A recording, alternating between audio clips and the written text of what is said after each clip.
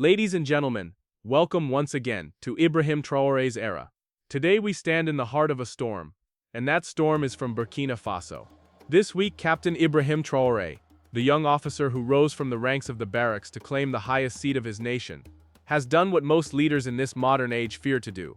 He has signed into law a decree that shook Ouagadougou, rattled Paris, and sent tremors from the Sahel to the capitals of the West. The law states clearly, anyone who engages in LGBTQ practices in Burkina Faso will face 5 years in prison. Not a fine, not a caution, 5 solid years. The response was immediate. France fired in anger. Paris declared, "This is human rights violation, unacceptable in the modern age." And within hours rumors spread that the French government had gone further, allegedly issuing a stern threat. If any French citizen is arrested under this law in Burkina Faso, France will strike, France will retaliate. Can you hear that, brothers and sisters? A foreign power threatening war, over a law passed by a sovereign African nation within its own borders. Traoré did not tremble. His reply was firm. The West cannot dictate our values. Burkina Faso belongs to Burkina Faso. And in this country, anyone who breaks this law, Burkina Faso or foreign, will face the punishment. We are ready for any nation that dares strike us. Powerful, defiant, unshaken. This is the voice of a man who understands that sovereignty is not a word for empty speeches. Sovereignty is the lifeblood of a people, and Traoré has declared to the world, Burkina Faso's heartbeat will not be silenced by French warplanes, American dollars or European lectures. This is not merely a debate about sexuality, it is a battle over values, sovereignty and survival. For centuries Africa's cultures and traditions have been branded as inferior. For centuries colonial masters told us to abandon our gods, languages, customs and laws, to bow before the European way. And today the script is replayed. The chapter may be different but the story is the same.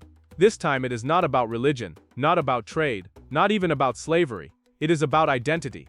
It is about who has the right to decide what is right and wrong in African society. Is it Paris, Washington, Brussels, or is it Ouagadougou, Accra, Abuja, Kinshasa, Harare? Make no mistake, France's threat to bomb Burkina Faso has nothing to do with human rights. It is about power. It is about control. It is about reminding Africans that even in 2025 France still thinks it can snap its fingers and watch us bow. But listen closely. Traoré's words were not just for Paris, they were for us, the African people. We are ready to face any country that will strike. That is a declaration of sovereignty. That is a warning to the colonizers. That is the spirit of Sankara reborn. Let us speak truth. Traoré is playing with fire. France is no weakling. Its jets could fly over Ouagadougou in minutes. Its missiles could devastate cities. NATO could cripple entire states. But here is the secret. Burkina Faso is not afraid. And fearlessness, my brothers and sisters, is the sharpest weapon a small nation can wield. The real question is not whether France will strike Burkina Faso. The question is, what will Africa do if France strikes? Will we stand silent as one of our own is punished for daring to be sovereign? Or will we rise together and say, touch Burkina Faso and you touch Africa? Because if France humiliates Traoré, the message to all African leaders will be clear.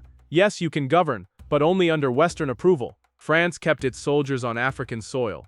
France controlled the mines. France strangled economies with the CFA franc. France filled every capital with spies, and every leader who dared to cut those strings was removed, exiled, or assassinated.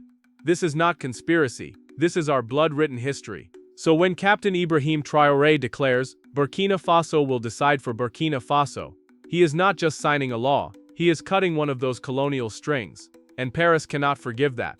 Let us be honest. In France, if a Burkina Faso man breaks their law, he is jailed. Nobody in Ouagadougou threatens to bomb Paris. Nobody threatens war. But in Burkina Faso, France says, our citizens are above your laws. You must obey us still. This is the naked arrogance. This is colonialism stripped of its mask. But Traoré is no puppet. His answer was fire with fire, iron with iron. We will jail anyone who violates this law, Burkina Faso or foreign. That is sovereignty. That is equality. That is the language of a leader who refuses to kneel. And more importantly, it tells the Burkina Faso people, your culture matters. Your laws matter. Your dignity matters. Because if foreigners can live above your laws, what independence do you truly have? None. But let us expose the West's double standards. When Saudi Arabia, a close Western ally, enforces strict laws against LGBTQ people, do you hear France threaten to bomb Riyadh? Do you hear America cry war? No. Silence. Business as usual. Oil contracts signed. Weapons sold. When Uganda passed its anti-LGBTQ law, yes, the West shouted.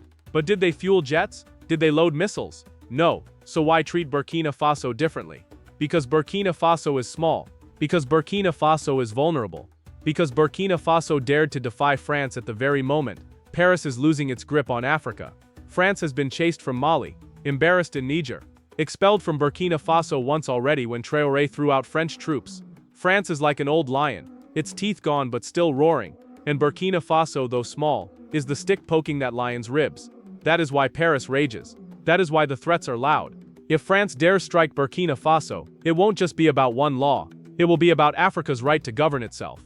And war invites war. Already leaders in Mali and Niger have warned. If Burkina Faso is attacked, we will stand with her. Imagine that, the Sahel united, 3 nations, 3 armies, 3 leaders, all ready to resist the old empire. The fire could spread, the continent could burn. Paris has called Burkina Faso barbaric. Ouagadougou calls France arrogant. The war of words is already a war of spirits, and Traore framed it perfectly. Burkina Faso will not be dictated to by those who enslaved our fathers, colonized our mothers, and dream of ruling our children. Every word thundered like a drumbeat. Every phrase etched itself into the hearts of his people. For the restless youth, tired of foreign domination, this was oxygen. Finally, a leader who refuses to bow. Let us not be fooled. France's fury is not about prisons. It is about pride, not about justice, about control, not about freedom, about empire refusing to accept its twilight.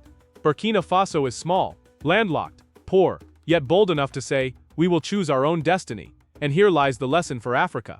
If France attacks and Africa stays silent, then sovereignty is a lie. Today it is Ouagadougou. Tomorrow it will be Accra, Kinshasa, Nairobi. But if Africa unites, if we declare an attack on one as an attack on all, then no empire, no matter how old or armed, can break us. This moment is not only about Traoré, it is about farmers in their fields, mothers singing to their children, miners digging the soil, youth dreaming of tomorrow. This is their law, their dignity, their right to decide. History is watching.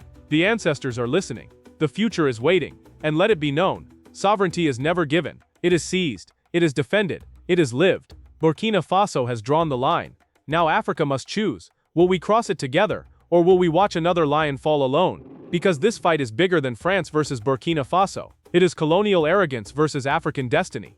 This is the storm. This is the test. This is the fire that will shape tomorrow. This is Ibrahim Traoré's era.